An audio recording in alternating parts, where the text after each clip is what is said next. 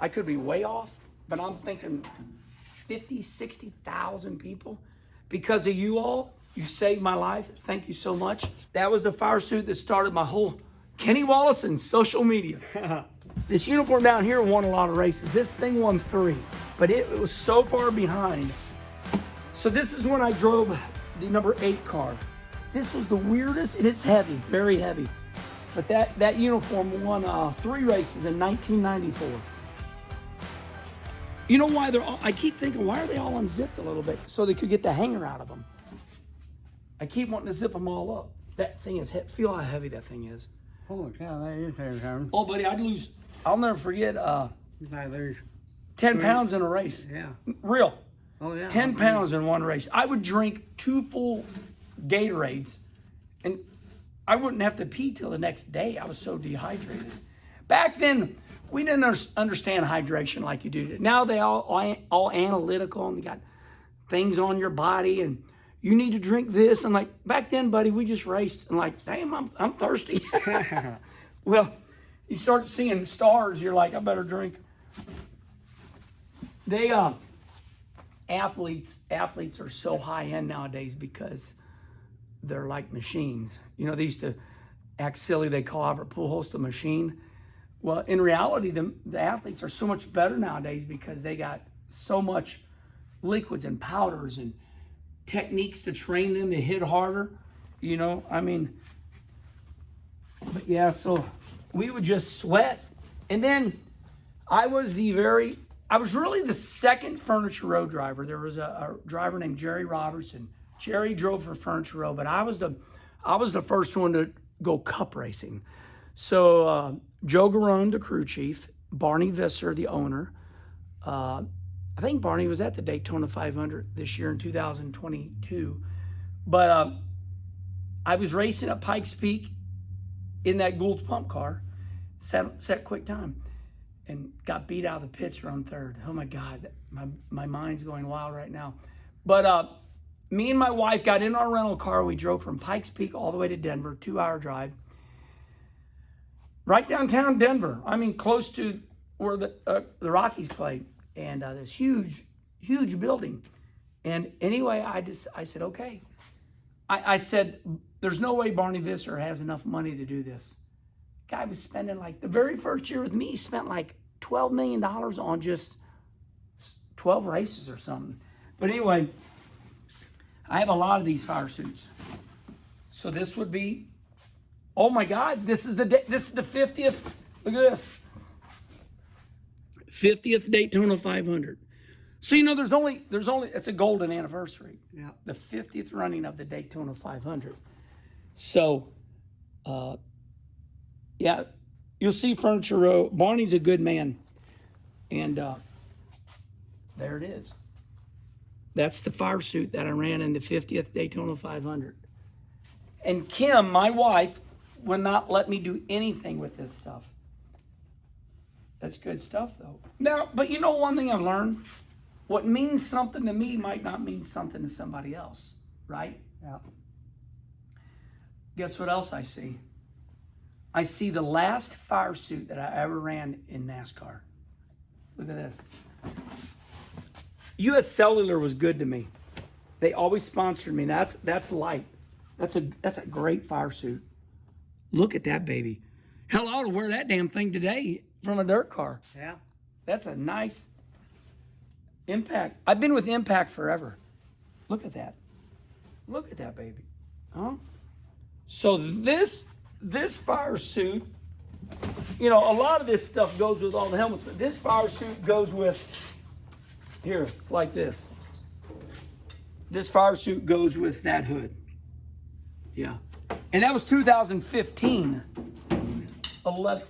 2015. 7 years ago.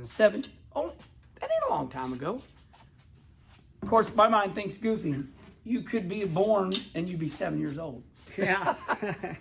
That's a nice fire suit. Well, that would be my newest.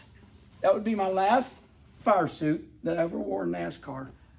But really nice. Wow. So you know what we're gonna do? We're going to, that was a oil company. This was a good looking fire suit. Actually, the only reason I'm pulling this out is because there's a newer trading card out. And I look good in this. I look good in this damn fire suit. So here's the story with this fire suit.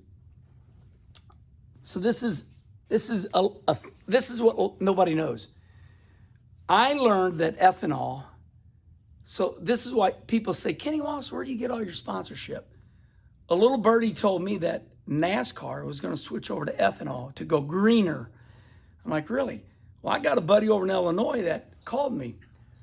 So I was able to get a meeting with the Illinois Corn Growers, basically NCJ, National Corn Growers Association. I stood up in front of all these farmers, told them why they should, sponsor me. Let's fast forward. Richard Childress, which I told her, Richard Childress gets me in the left rear quarter panel, spins me on out, which is fine, because he had a lot more to offer. But I'm the one that brought ethanol into NASCAR and educated everybody. And then Richard became friends with them all, and he had a lot more to offer. But I'm the original ethanol guy. Whether you like ethanol or not, I don't want to hear about it. All I'm just saying is I could have, I did a lot of good with the farmers. I was in the fields, running a combine at 4.5 miles per hour. I was in a lot of combines and met with a lot of the family farmers. But we ran that, I think, I'll tell you what the significance of this is. I think this was my 900th start. I think I ran this in my 900th start at Chicagoland. Yeah, Chicagoland Speedway. Chicagoland Speedway was my 900th start, I believe, overall. So what NASCAR does is they do a totals.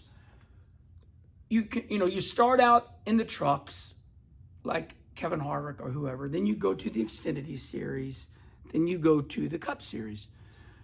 So they have a stat called NASCAR starts. It's quite unique. How many NASCAR races have you ran? So now, if you go, how many Cup starts do you have? Guys like my brother Rusty and Kenny Schrader got an enormous amount of just Cup starts, like 600 something. Mine, I only have like 350 Cup starts, still a lot. Because you figure there's only, say, 32 races a year, so 30, 60, 90. I ran a lot of Cup races.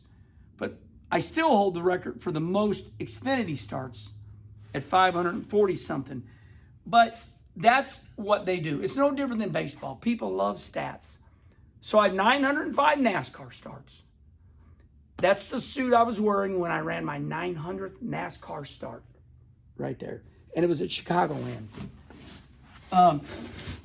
So this fire suit right here, I ran it one time. Thank you, fans. This fire suit goes with that hood. So it would be like that. Now, you want to hear a crazy story about this? I don't want this ever to happen to you. So at the end, I was going to get the money. I was getting $100,000 a race. Myself, me and my wife, would go on the internet and find a sponsor. My car, Jay Robinson, he said to me, Jay Robinson Racing, he said to me, this was the year that the U.S. Border Patrol sponsored us. Jay called me up and said, hey, I need a named driver. And Jay's cars were, he made it very clear we were only racing for a living. Jay did not care about being competitive. His main objective was to stay alive. And that's about where I was in my career. I was at the end anyway. Jay paid me good. And we had U.S. Border Patrol on the car. That's why when you saw that YouTube special I did on the U.S., they all knew me. Because they were my sponsor for 1 year, U.S. Border Patrol. This race was in Canada. So the U.S. Border Patrol name did not need to be on this race because we were going to Canada. Because they weren't looking for people to fulfill jobs. Jay threatened me. He said, okay, Herm, we're going to start and park. I'm like, what does that mean?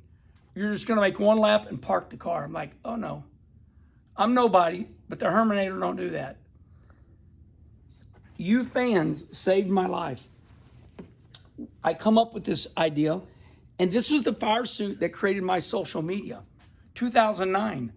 I said, what is Facebook? That's for children. This guy named Dale Johnson that was helping me, he goes, oh no, Facebook's big. I said, really? 2009, I put it out there on Facebook, and the fans go, oh, we would love to have a fan car. We killed it.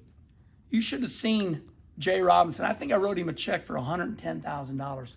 I wrote the damn check with my own, because I do my own stuff, and I handed it.